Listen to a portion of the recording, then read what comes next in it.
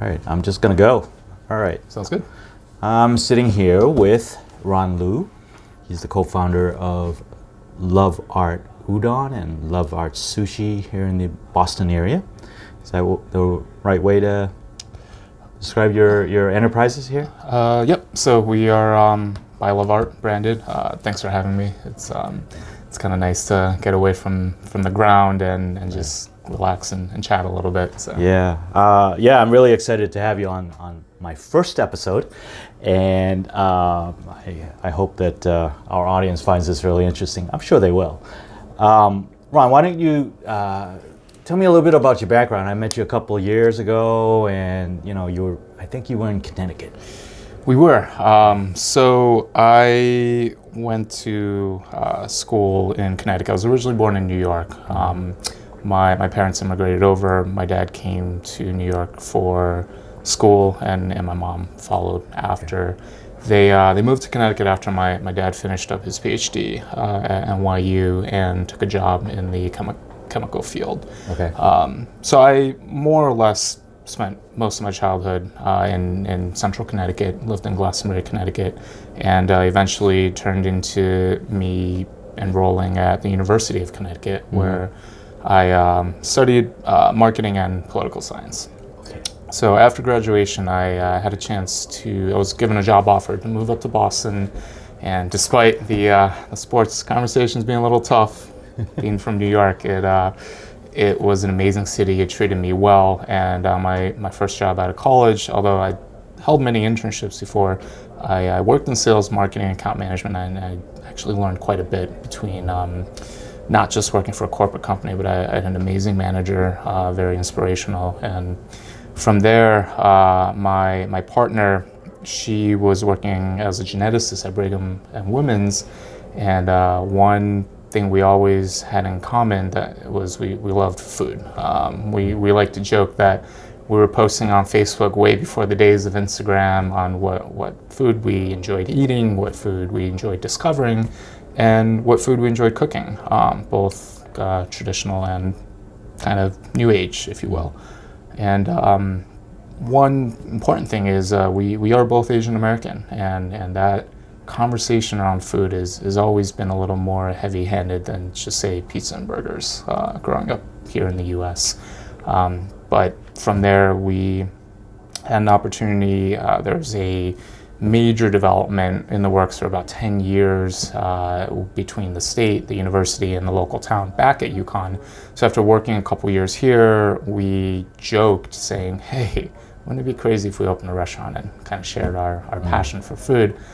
One call led to another, and it was all of a sudden lawyers and architects and designers, and we were suddenly looking at opening a cafe back at UConn.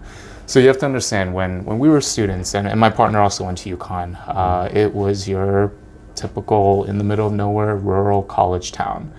You had dining halls, you had a Chinese takeout place, a Japanese place that had more Chinese food on the menu and a little bit of sushi, pizza, wings, and that's about it. So with the new development, they were putting in mixed-use apartments. They wanted to bring it downtown. They really wanted to create a new age kind of true college town instead of just a farm with a campus in the middle of it. And we thought it was exciting. We knew the campus really well. We were very active in multiple communities, not just Asian American, but I was involved with the student government. I was involved with some of the athletics departments, and we thought, hey, we're sort of young now. This is a chance for us to test it out, and if all else fails, we can always get a job again a couple years later. So we did it. We decided to open a restaurant, and I guess the thought process in deciding what to do really came from kind of seeing what we really enjoyed and what we wished existed when we were college students. So our first shop was a combination rice bowls, sushi, bubble tea, and some unique homemade items, Japanese comfort food, such as made from scratch curry dumplings and okonomiyaki and gyudon, and things that are very common I believe today. But back then, and back then wasn't that long ago, we're talking about 2013, especially in rural Connecticut, it was foreign. I remember when we first opened and we were selling bubble tea, customers said, "Oh, this is really interesting. You guys put fish eggs in tea?" And we're like, "No, it's juice. It's it's tapioca. It's a dessert. It's very popular." And we were welcomed with open arms, and we went into a community that was very willing to learn and very willing to try things out and accept it. So let me just ask you, since you do come from the marketing background, and you were thinking, okay, opening up a sort of a more novel, I know maybe that's not the word, but just a very different type of food in that area, a new age, as you described it. Were you comfortable thinking that there would be a market to support your restaurant at that point in time? I think so. The idea as to why was we still put familiar items on the menu. Okay. We had a chicken teriyaki bowl. We had spicy tuna California rolls, and we would come to realize that that would anchor most of our sales. Yeah. And we had incredibly strong ties to the Asian American community that we knew were a bit more exposed. So it was almost like we had a high floor to begin with. There was a very strong safety net in which we could then kind of grow, find our feet, get our feet wet, and really kind of take the next step. So right. Then you could address your flock, if you will, right? Correct. Yeah. Okay. So okay. I won't deny that looking back on it, it was still rather reckless. Both my partner and I have absolutely no food experience ourselves. Our families had never worked in the food industry. This was hey, opening a restaurant's a very romantic idea, and we think we can do it. And we did, but that's not to say we did. We had to put our work in. Right. It wasn't. I mean, even now it's been over 6 years, and I'd say I'm still learning at the same rate, if not a faster rate at which we were learning back then. Right. It's just it's such a evolving kind of industry. It's fun, it's exciting, but at the same time, it's tough. It's there were days where you're lying down, you can't move a bone in your body, and you're questioning everything. Right. I grew up in a family where my grandfather and my father worked in the restaurant business, and I only saw them once a week, right? So, and having worked in the industry, it was something my grandfather said, no, you stay away from that stuff. Why don't you go to college? How did your father or how did your parents take it when you said, hey, I want to move back and I want to open a restaurant? They they said, funny, nice joke. No, seriously, what's the next step in your career? Okay. And it took them years. I still get times of reservation. They're much more supportive now. They're much more open-minded. I was actually chatting with another friend who's thinking about joining the industry, and I was honest. I grew up.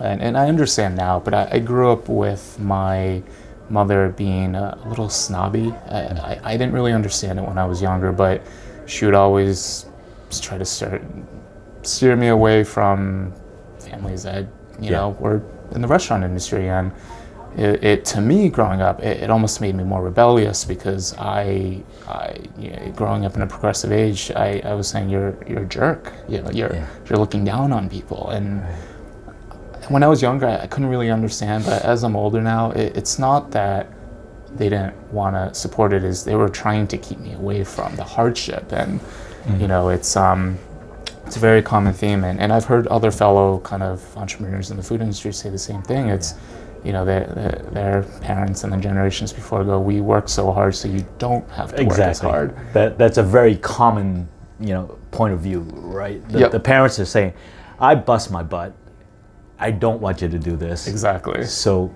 you should go on the track that is a little more easier in your life. Yep. Right? And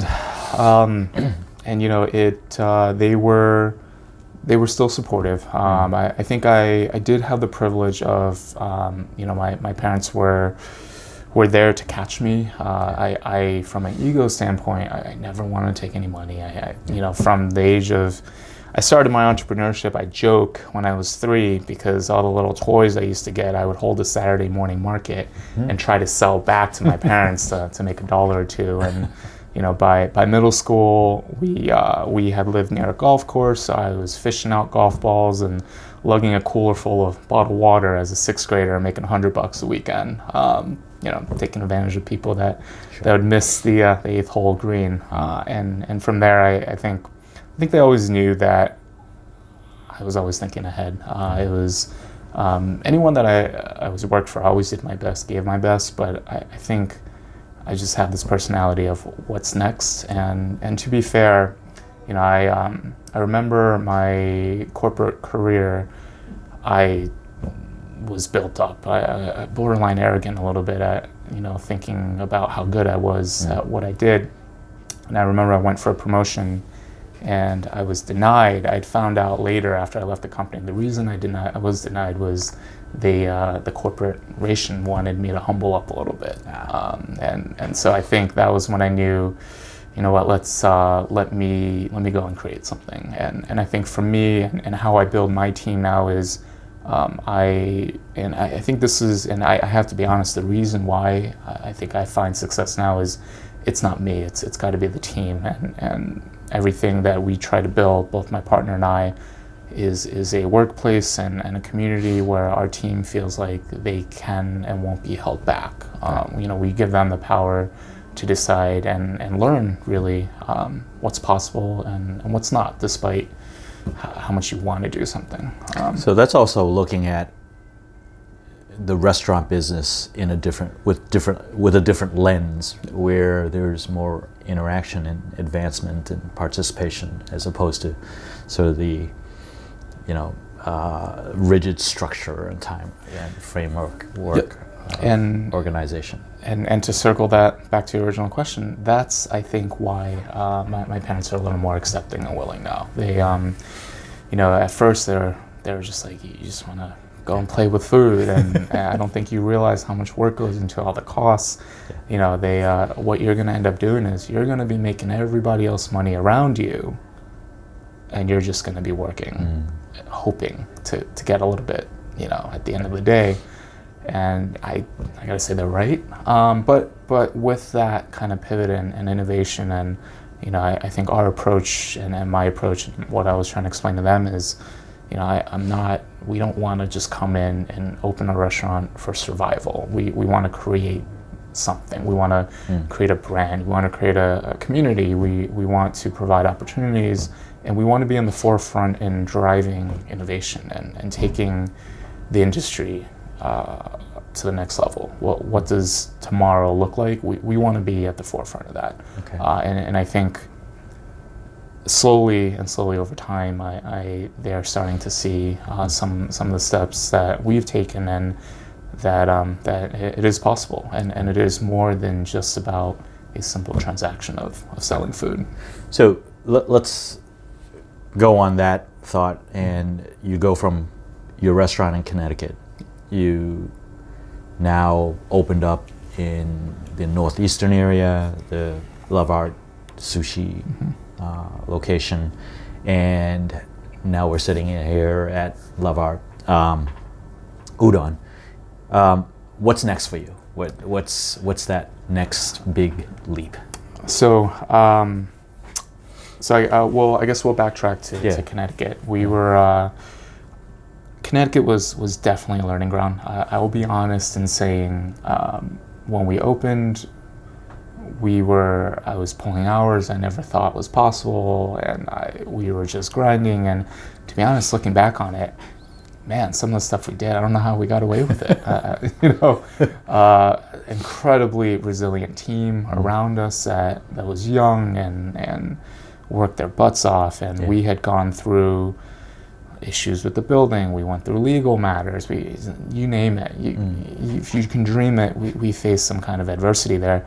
But throughout it all, we had to go through a name change because of a lawsuit threat. We renovated 3 times, we rebranded, we changed the menu, we pivoted, and we just kept willing to cut our losses and go, you know what, this is a great idea, but if we keep trying to beat a dead horse, we'll never take the step forward. So, and that's what that Connecticut Cafe was for us. We had, I think profits at the end of the day, we had enough to make it to tomorrow, but what we gained was that invaluable experience, that knowledge in not knowing how to cook something, but how to deal with certain situations.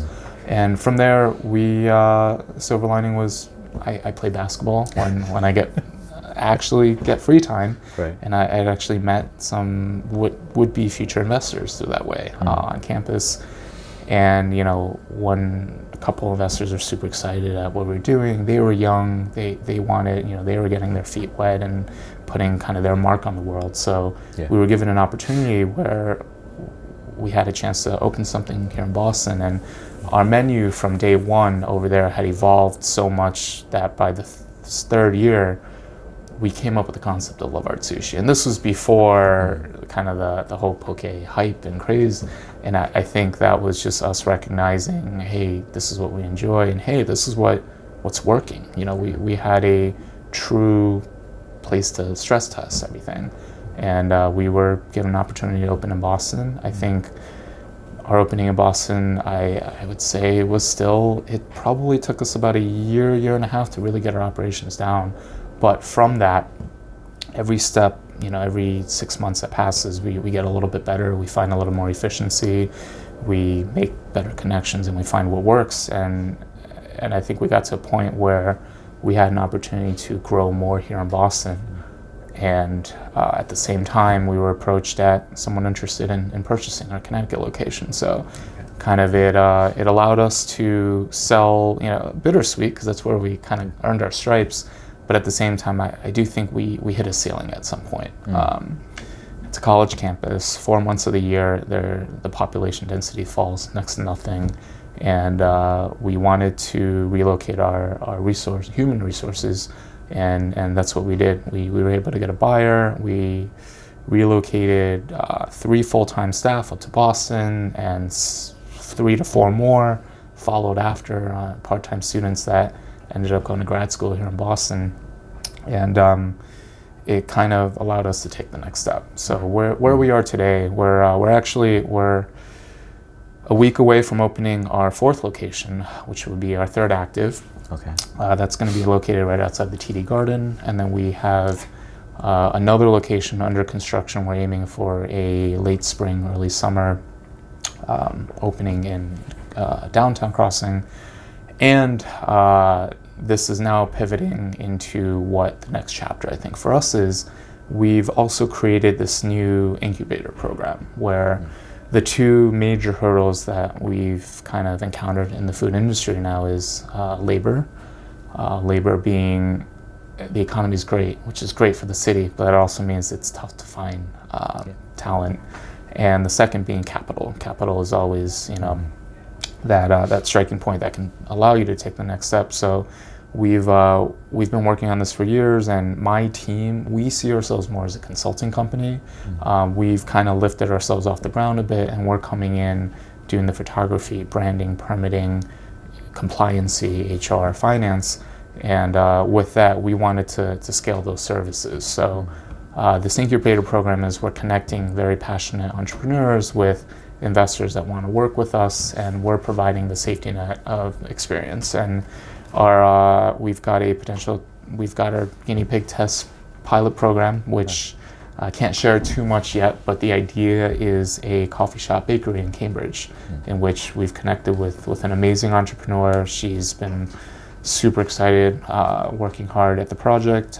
We've got investors kind of in place that are excited about the project, and we are bringing the sense of security for landlords and developers here. So that's kind of the next step. We don't necessarily want to or need to have loveArt pasted all over the city. These are all going to be unique, new, independent brands and businesses that we're essentially providing support for. And That's So your th- your mechanics for your next step is more about the operations, more about the marketing, more of the infrastructure for success for these new Correct. concepts, right? Yep, and with that, I think it from a scalability standpoint, it also puts us in a unique driver's seat where if we can be on the forefront in trying to drive change and innovation. So one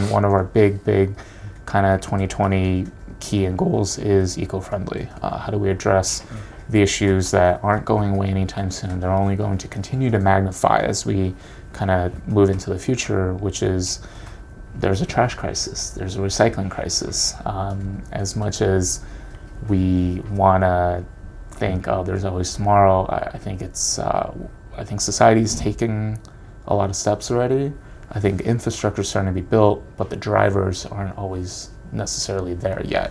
And we want to be one of the drivers. So we're actually also working with distribution factories and developing products. I know the listeners can't see this, but we've been getting samples in on fully compostable and paper products, and seeing how we can now, from a consulting standpoint, perhaps move the needle a little bit faster on getting more of an eco-friendly green print, as we'll call it, in the food industry. Okay, well, you're tackling a lot as far as just the sort of the ecosphere or of the entirety of the food industry, right?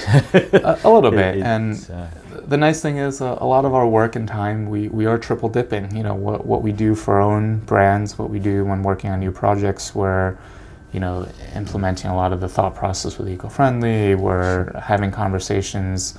That training moment with our own managers is something that we want to bring along a potential entrepreneur to see and learn at the same time. So it's daunting. It feels like a lot, but at the same time, it's also methodical, and we're trying to really approach it in the most efficient manner possible. Okay. I want to go back to your experience in Connecticut, and you mentioned some struggles as far as just what you had to go through as far as workload, and I want you if you can talk about a little about what items on the menu, what did you draw upon? Did you draw upon your childhood, and you kind of said, oh, that was really tasty, and so sort of kind of your home traditions, or how did you mold the sushi concept? How did you where did that come from? Not my childhood at all, actually. I grew up with, and I think a lot of Asian Americans have, at some point you question your identity a little bit. I grew up with my younger brother. We wanted burgers, we wanted pasta, and I thought the Chinese food my parents made was bland. We wanted to eat the food that our friends ate, when we went over and their mother would cook for us. And now when we move over to Japanese food, that has nothing to do with my childhood really, other than buffets occasionally that my parents would take us out to, and it was always buffets because you get a better value out of it. And I got to be honest, I think growing up, I never was really taught or instilled quantity versus quality. It was always just what's the best value, and I think I never really picked up on the nuances of, hey, what's great quality, and recognizing that. And I think it was really college that exposed me to it. Meeting other Asian Americans that were not Chinese, making Korean friends, Vietnamese friends, Japanese friends, being exposed to more culture, and in general seeing how, not just American, but a Vietnamese American household is very different than a Chinese American household, and actually gaining that exposure and experience. And that made me a little bit more curious into food. I think food is something that brings everybody together. So it was, I could be hanging out playing basketball with some Vietnamese American friends, and then it was like, hey, it's dinner time, like everybody drops everything, and we have a big cookout, and my partner being Cambodian, when her mother cooked, it was a labor of love. I mean, she would spend 2 hours on dinner, and that's something where my mother, after a long day of work, she comes home and just throws something in the microwave, and that's what. And so that kind of made me realize that food is such a culture in its own that I think growing up I always took for granted, but that was also something that enabled me to kind of connect with cultures and other cultures. So I took an interest in it, flavors and kind of understanding, not just why, what a flavor is being incorporated, but why, what's the origin, what's the story behind it.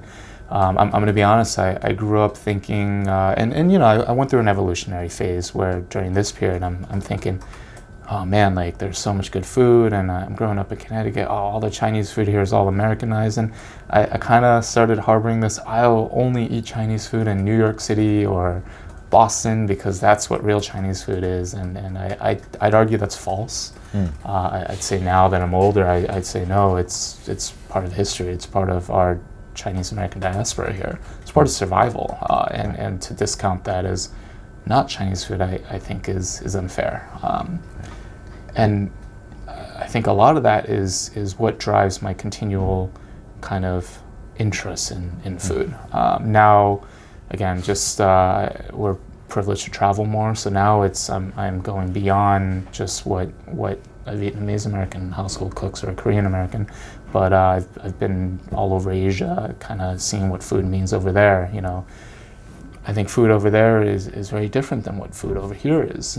There's and I think that story is now growing. I think now there are others in my generation that are able to travel, and the internet is evolved where you can connect and cook a quote-unquote authentic meal without ever having stepped foot into a country because of YouTubers and very kind of great storytelling. And part of that is kind of what's been cool about the whole journey. And I think that's where, and I just mentioned I tangent a little bit, but I think every day my opinion and how I see food and treat food, it still changes. It still continues to evolve. Even now down to Chinese food, my own heritage food, which to be honest, I'm intimidated by. It's, I took it for granted, General Tso's growing up, or if you want to talk about dim sum, or it was always, $5 combo, lunch combo. Didn't think much twice. In fact, I would go as far as saying maybe I look down on it a little bit. But now in the food industry, I go, man, there's a lot of thought process. There's a lot of complexities and nuances and story that I think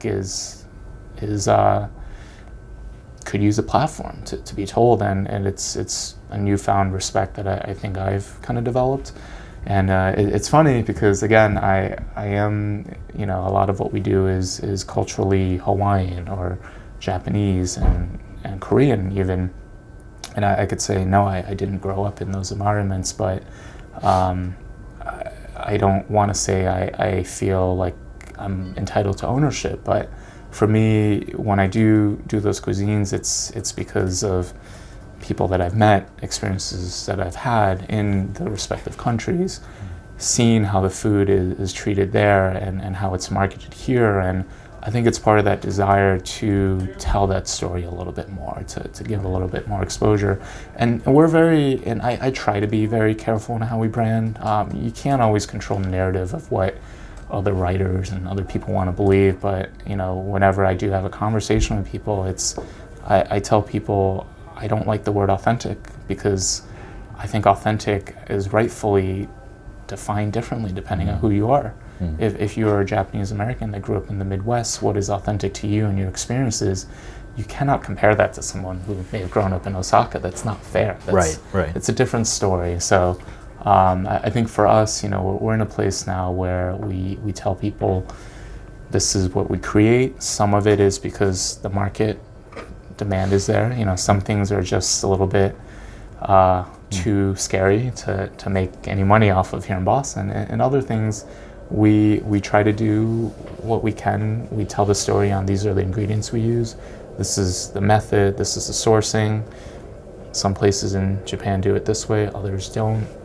If you want to interpret it as authentic, that's cool. But at the same time, we just want to put out a product that people can enjoy and understand. So. What are your thoughts on, like, today there's so much social media, so you deal with it. I mean, obviously you can go to Yelp and you see the posts that are addressing your food, your restaurant, their experience, and all of the things that your output. And I read some reviews where, one guy says, well, I got a takeout and I got it home and it's like, it was bland, where I think some of these reviews, obviously, Yelp is just, for the, just the masses, and, they don't appreciate all the work you've put into it, your travels, all of these things. Do you think that's a fair platform for customers to, echo back or have feedback for you? Yeah, it's interesting because if you asked me in 2013, 14, 15, 16, and every year forward until today, every year I probably would have given you a different answer to that.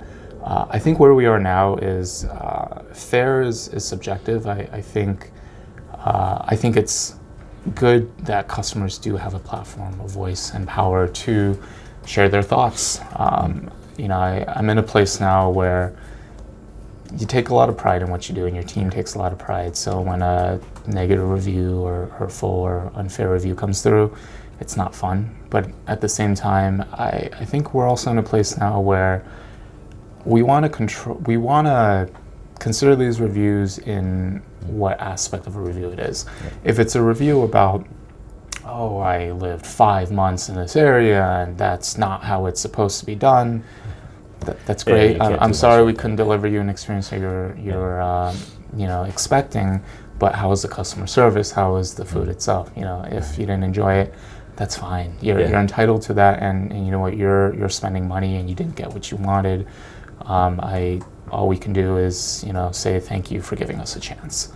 I think where we actually key in on some of the reviews are things that aren't right. If they got an order wrong, or if they got food that wasn't fresh by our standards. I think part of the food industry is you have to have trust in your staff, but everyone's human at the end of the day. They make mistakes. All we can do is look at all the reviews. We address every single one of them individually. If we need to do our own internal investigation, figure out what happened, and then if it starts to become a trend, we go in and systemically fix things. But I think from a dialogue standpoint, there'll always be people that you can't please. And I think in this industry, you kind of have to accept it. But for us, it's also having the mental fortitude and knowing that there's always room for improvement. That no one is ever perfect. No one will ever get everybody to be happy about something.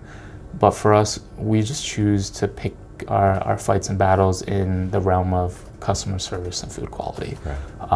If the food was prepared the best way possible with fresh ingredients and done right, and it's something they didn't enjoy, that's something we'll just have to accept, that it wasn't what they wanted. But if it's something that we did wrong, then that's our job to make right. And that's kind of where we just kind of approach reviews now. I am still grateful for Yelp and Google, and as all the accusations and nuances of those platforms, they are what they are. But I think for us, we try to see the positive side of things. I think Yelp, at the end of the day, does give us an avenue to gain exposure. I think there are people out there making decisions. They won't just focus on the negative reviews, but because of Yelp and Google reviews, they'll give us a chance, and maybe they end up actually really liking it. And that's all things that you can't lose sight of, and you can't just get too fixated on the negative stuff. Right. I want to go back to your what you're actually doing as far as traveling. and discovering different cuisines, right? So, what do you have a process that you go through in thinking about? Well, does this fit into the more Western palate? And are you trying to, what are your thought processes, and just kind of, what are you vetting out as far as bringing that back here? So I think for us, and when I say we, I mean my partner and I, we do travel together. We're not always bringing everything back. I think in the beginning, we would make annual, sometimes twice a year, trips to Hawaii because of a very, very close friend, and our goddaughter was living in Hawaii, and I think we came to fall in love with the island and the food, and I think that's why we really wanted to drive Hawaiian food a little bit more, and Japan was the other very magical place we visited. So we wanted to do it right, but now we've experienced so many different cuisines and techniques, and I'm going to be honest, I'm more of a night market street food guy than a classy high-end meal kind of guy. But there's a lot of things where we're pulling inspiration, not necessarily from just the food that we're eating, but how it's being made. When we're eating now, first of all, we won't ever judge if something's, we will say, hey, we enjoyed it or we didn't enjoy it, but we'll never say, hey, this wasn't made right or anything. Because again, I think when you're in a different country and a different culture, you have to appreciate what their process is, but that's what we try to really understand. What are the ingredients being used? What's the process? What's the cooking method? And a lot of food, especially when traveling and you're visiting countries that specialize in specific things, it's not like they just woke up one day and went, let's create a national dish. It's a result of the environment around them. It's what resources they have accessible to them, the ingredients, cooking methods, even infrastructure, sanitation. And I think when we travel and when we experience food, we really try to understand a lot of that. We try to understand, well, why does this flavor kind of come out the way it is? And how did this dish get to where it is? Was it like this 50 years ago and 100 years ago? And I think that's how we approach food when traveling. And occasionally something on our menu, it could be a technique thing. We noticed that there was this sauce that we had that was caramelized with a torch. So we didn't take the same sauce, nor did we take the same base ingredient, but we applied it in a different manner because of just the fiery taste we got, and understanding, hey, the sugar caramelizing really transforms the dish. So when we travel, it's not just, hey, we had amazing pad thai in Bangkok. It was, what's the process of cooking that led to that feeling of amazingness and enjoyment, and how do we bring some of that back? And so that's where we're really sliding a lot of the little nuanced things. And so that's why when we travel, it's not just bringing Vietnamese food back or Japanese food. It's bringing that technique and really hoping to elicit the same feelings that we had when we were traveling abroad and eating abroad. Are you discovering that the techniques that you're diving into abroad, are they very counter to what we're accustomed to here, or are they? Not necessarily. So back on that, honestly, 95% of what we try to bring back doesn't happen. Sometimes it's ingredient sourcing. Other times it's complexity. It's, if it takes us this long to try to master it, is it feasible to train somebody and recreate it and reproduce it? And I think we also have the principle of, if you can't do it right, you can try, but don't put it out there, because when you do that, you're representing somebody else too with your food. And for us, we don't ever want to accidentally represent something in the wrong way. So there is a lot of trial and error, and at the end of the day, it's we do try to test it with not just with friends, but I ask people to be critical. Don't just, I know we're cool, but don't just tell me something tastes good to make me feel good. Like I want to know, how does this make you feel? What are your actual thought process? And I think we are blessed to have that support group too, that is honest with us, because there's many times where I'm convinced this is a great idea. This tastes great, and it just, we can't reproduce it. And you know, that's, we move on, and it doesn't happen. Yeah. What's out of your two locations now? What are what's your proudest dish?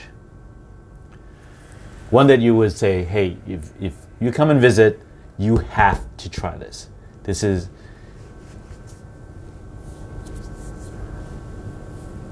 Ooh, that one's tough. Yeah, I gotta say it's. I think it's our classic chicken sandwich that we had fun with. So Nani Chicken Buns was a pop-up brand that we created. It doesn't technically have a storefront. Yeah. You can't find it on a Google map. Google gets confused because we offered in at the loveArt Udon location, but we purposely branded it with an air of mystery. And when we first launched, it was a delivery-only restaurant. It was a summer side project. I love fried chicken sandwiches. The world loves them, right? Oh, so, gosh. Yeah. And but at the same time, it's been done over and over, yet there's still so much innovation you can do with it. Sure. And for me, I'm a dark meat guy. Maybe that's my I'm there too. roots. I'm there too. Yeah. White meat is great when I'm going through a health cut. But you know, we got together and from things that we've learned and things that we've experienced, I wanted to create a chicken sandwich, so we did it. We went through many different editions, but the premise behind it was a karaage style marinated sandwich. So we created our own soy sauce blend with spices and chili oil and sesame oil and seaweed seasoning and a lot of things that went into it. We cut up and clean chicken thighs, marinated for 24 hours, and very strict. It's got to get at least 24 hours of drinking the marinade, and then we pull it out, 3-step batter. We actually went with more of a traditional American Southern batter. So instead of the light potato starch, we went with heavier, mix of flour and breadcrumb, and lightly spiced because we really wanted the marinade to come through. And not just the sandwich, the chicken rather, but we also focused on the bread. We imported, just baking is a whole art in its own. We stayed away from that, tested out different ones, and we actually went with a Hokkaido cream Japanese sweetbread. Is that from a local bakery? So it's actually from Japan. They ship it to California, and we work with the distributor. That California distributor has a branch in New Jersey that we're able to source it up from. And we called it chicken buns. We actually called it Nani chicken buns. Nani chicken buns. Nani, it means what in Japanese, and we thought it was kind of a fun play on people going, what? So from that, we have the chicken, we have the sandwich, and we went, what's going to tie the sweetness from the saltiness and savoriness of the chicken and the crispiness? And we thought to do a Vietnamese style pickled veggie. We did pickled carrots, bean sprouts, and cucumber, similar to a banh mi sandwich. We put it all together, and then we created a little bit of a spicy aioli, and it just came together. And it was, again, we went through many different editions of slurries and batter and coats and cook time and holding and like I mentioned, buns, how long to toast it. And it midsummer, it just, everything came together, and we were like, this is it. This is amazing. And we launched it semi-quietly, but then Eater picked up on it, and then they went, wait a minute, the loveArt team, we think this is the loveArt team. It's a little ambiguous, but it's like a ghost restaurant concept. And then suddenly media outlets were reaching out. We had scheduled pop-ups with breweries, a lot of success with Mighty Squirrel in Waltham and Lamplighter Brewery, and it just was like chicken and beer, and it was fun. It was really, really cool. I think my favorite review that we got was someone mentioned it was like having your favorite shoyu ramen bowl captured in fried chicken form with the sweet bun that tied it all together. So Okay. I think that's probably my proudest kind of thing that our team, and I say our team because this was not a one-man effort. It was the entire team worked to perfect it, and we came together and created something pretty cool. Can I walk in and get that? Or You can. It's kind of like a speakeasy style. You ask, hey, like, can I order a chicken sandwich? Yeah. The staff will take care of you. They'll go through their process and radioing back, and it's fun. So you can still order it online. We again with the winter coming in, we've it was like a summer fun project. It's still available for order, and both delivery and in store. But it's kind of like if you know, you know. Okay, that's perfect. I think for anybody listening, that they can walk in and say, "Hey, I want that chicken sandwich." And it's here at the loveArt Udon location. So. Okay. What about sort of for 2020? You talked a lot about these big plans, and will you be heavily working on the innovation side and the structure side, or what about the operations of your two locations? Is that all set and ready to go? So it's I guess the priority chain is our current stores always come first. So we never want to leave what really built the foundation for us behind. So what we do is the entire team is hands-on prioritizing to give all the stores all the resources and guidance they need to succeed. And we'll continue to do that, and we'll work on the incubator and the distribution and all the other projects when we get the opportunity to. So the growth and speed of the innovation side is really dictated by how, I guess, rock solid our stores are. So for us, again, if it wasn't for the stores giving us that foundation, we don't even get the opportunity to work on some of these cool things. So. Right, yeah. Well, I look forward to hearing more about what your progress is for the next year. Thanks for coming on the show. Yeah, thanks for having me. This was really fun. Yeah, appreciate it. Thanks, Ron. All right. Just shut that down.